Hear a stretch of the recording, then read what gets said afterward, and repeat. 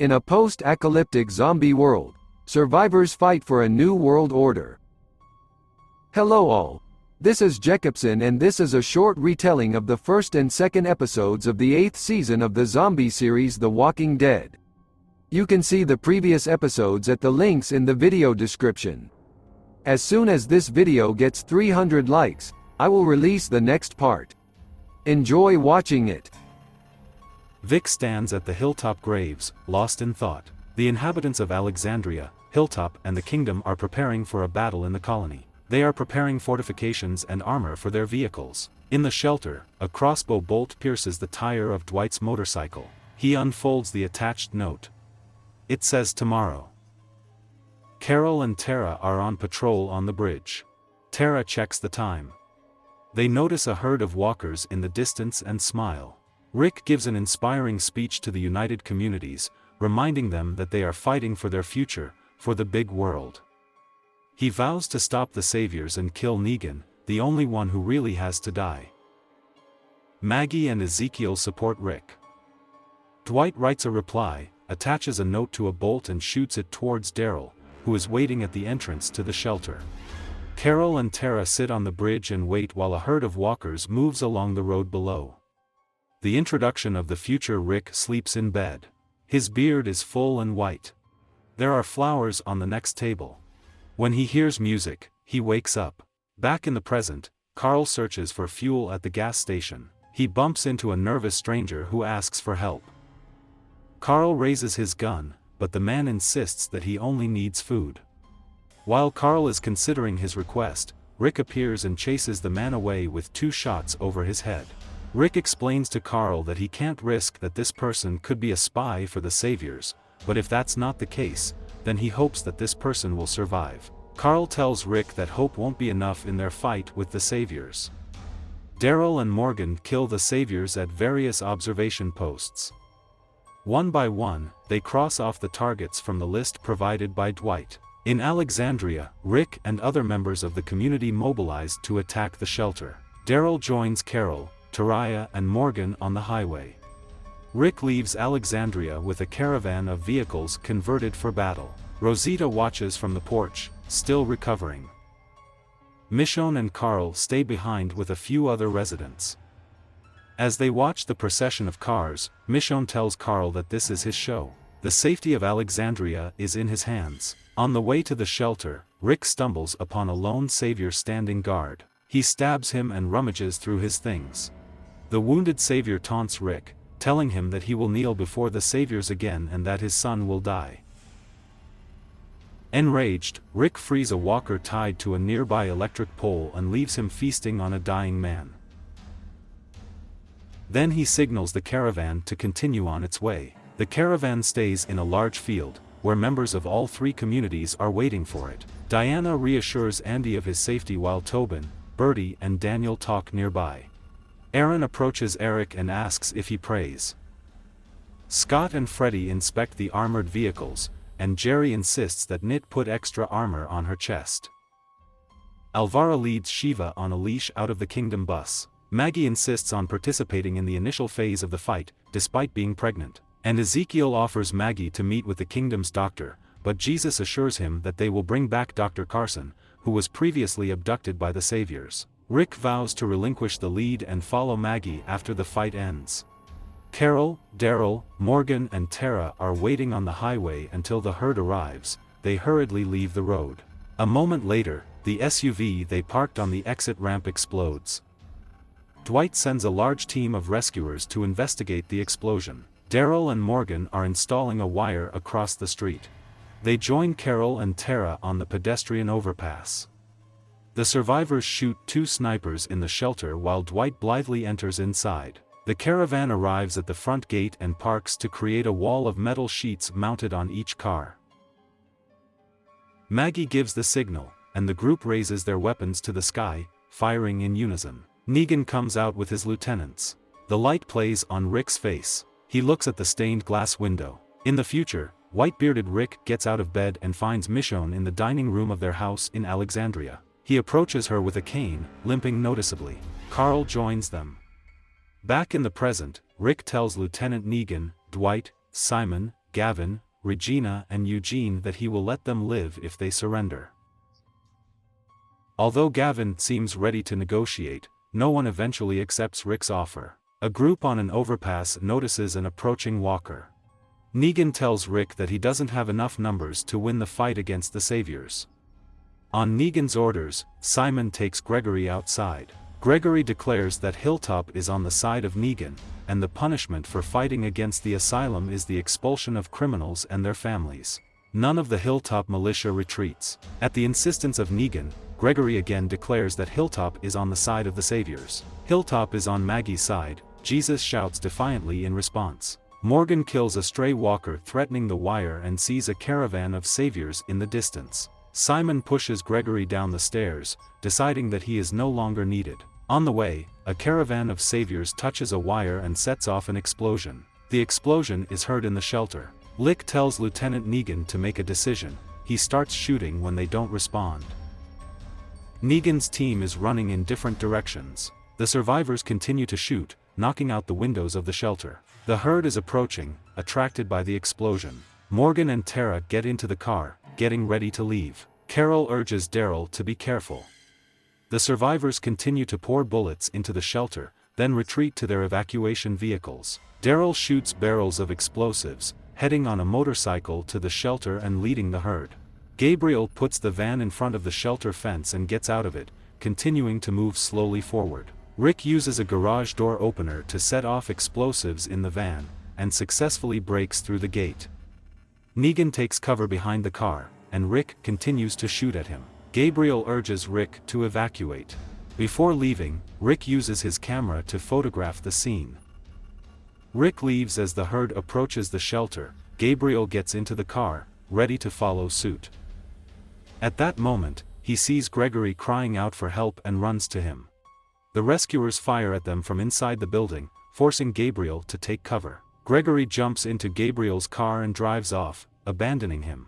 Carl returns to the gas station and leaves 2 cans of food with a note saying sorry. A mysterious man is watching them from the bushes. The survivors are waiting for Gabriel to meet together. Lick tells Daryl that Gabriel stayed to save him, but they can't wait for him anymore.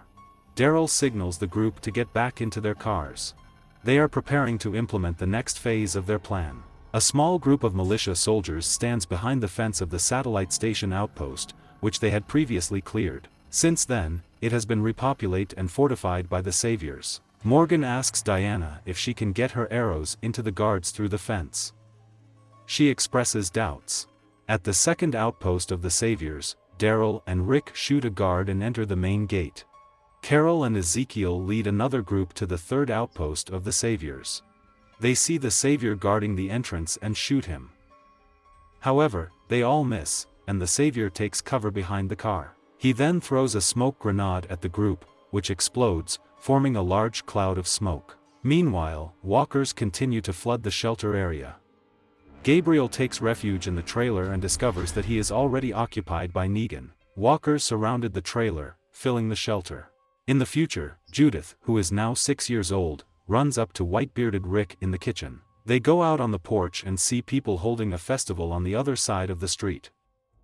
The light from the stained glass window dances on Rick's tear-stained face. He says to himself, "My mercy prevails over my anger." Rick finishes his speech to the United Communities. He urges them to fight for tomorrow, assuring them that they have already won.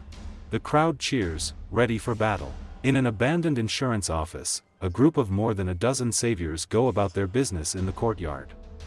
Lieutenant Mara is watching what is happening and feels that something is wrong. She orders the guards to cordon off the building. Just at this moment, several militia cars drive up at high speed and open fire. Several rescuers are shot, the rest take cover, while the Alexandrians get out of armored vehicles and begin the assault. Meanwhile, at the satellite outpost, the survivors previously cleared by the Alexandrians are scouting the area. Having seized the building and provided additional protection from external threats, the rescuers built a moat around it, consisting of 2 fences filled with walkers in the middle. The group develops a plan to distract the walkers by creating a gap and allowing the giver to silently deal with the guards with his bow. In another place, Carol and Ezekiel lie stunned by the explosion of a grenade thrown by an observer. While they are recovering, they are attacked by walkers, and they manage to deal with them with the help of the people of the kingdom accompanying them.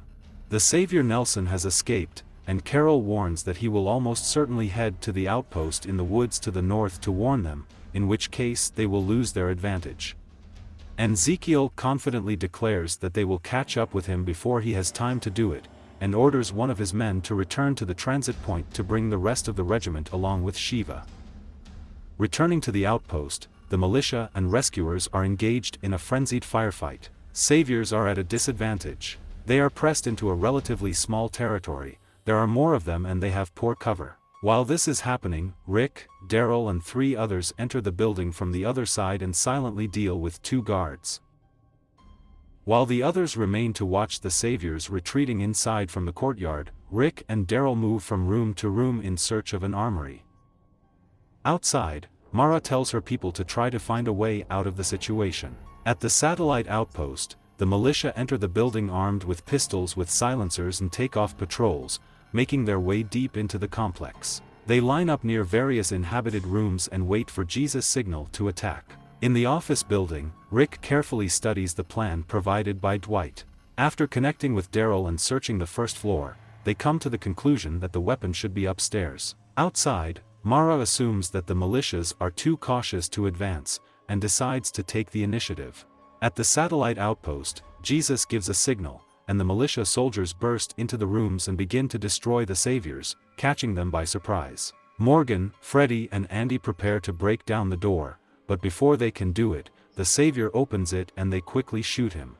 Unaware of this, they discover half a dozen more people around the corner, and before they can react, Andy is killed, Freddy is mortally wounded, and Morgan is shell-shocked. Rick and Daryl arrive on the second floor, and Daryl expresses doubts that Dwight's instructions were accurate, but Rick points out that so far they have not failed.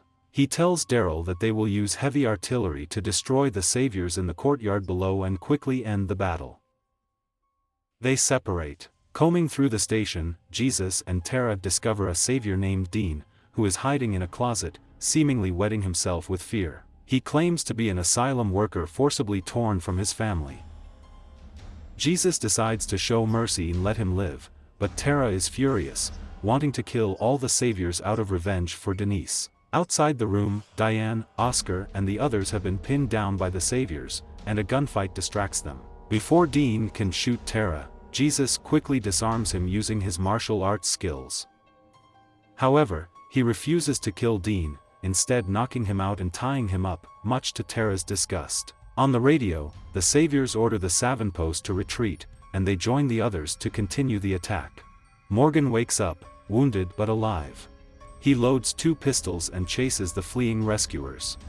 During the battle in the courtyard of the office, Tobin is wounded in the shoulder and takes out of the fight. When some of the fallen saviors begin to come to life around her, Mara realizes too late that the militia did not intend to attack. A walker quickly attacks her and kills her. In the forest, Ezekiel, Carol and others chase Nelson, leaving a trail for the others. They discover fresh blood, which indicates that one of them wounded Nelson, thereby slowing him down.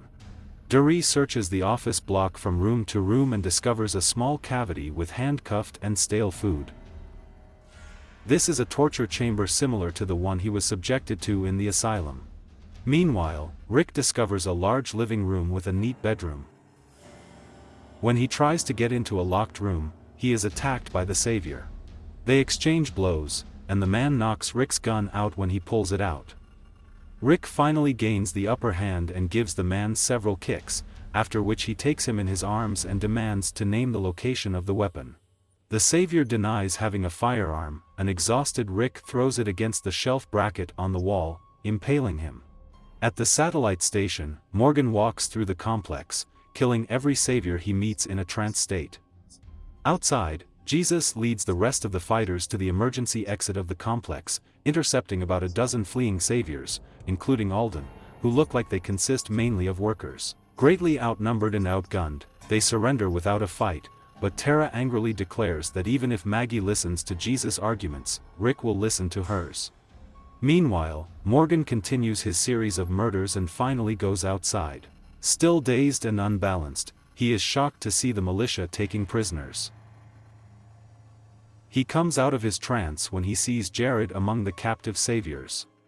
He is prevented from killing him by Jesus, who insists that they do not kill those who surrender.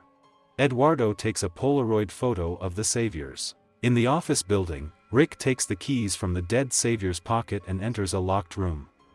Inside, to his shock, he discovers a decorated nursery and a baby named Gracie, who is no more than a few months old, sleeping in a crib.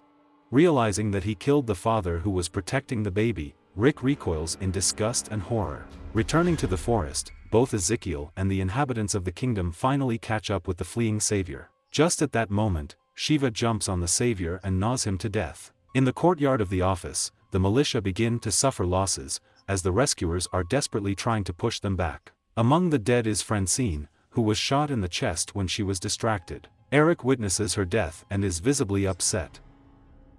When Aaron and Scott try to get a better look at their opponents, Aaron sees that Eric is pinned to the ground. He doesn't use the car to run over and kill the three saviors, and then rushes to him. He is horrified to discover that Eric is wounded in the stomach and bleeding. He desperately carries him away from the scene of the shooting, and then his men regroup in the forest, where they hear on the radio that a nearby outpost of the saviors is sending out an active patrol, indicating that they are aware of their approach. Despite the concerns of his closest advisors, Ezekiel is unperturbed and confidently preparing for the upcoming attack. Rick finds another living space and discovers an old family photo, which seems to confuse him.